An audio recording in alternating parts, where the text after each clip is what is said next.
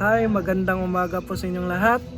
Unang-una po sa lahat, magpapasalamat po ako sa Panginoon kasi siya yung nagbibigay ng lakas ng loob natin para lumaban tayo ng patas. Ito lang yung tandaan mo, kahit may humihinga pa, may pag-asa pa, umaahon sa kahirapan.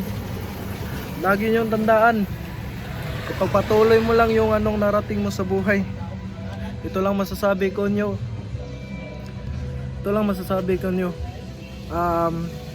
Tiwala lang sa sarili.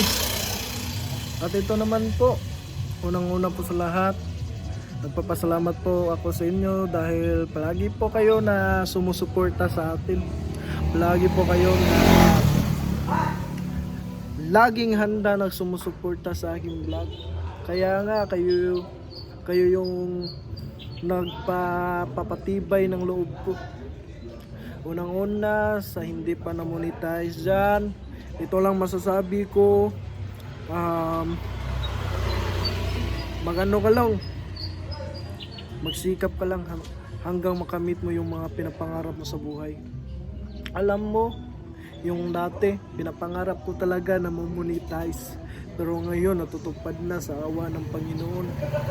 Ito lang masasabi ko, paki-support na lang po sa aking TikTok account, tapos sa page account, main profile ko Kuya Vlogs pa rin yung pangalan ng page ko.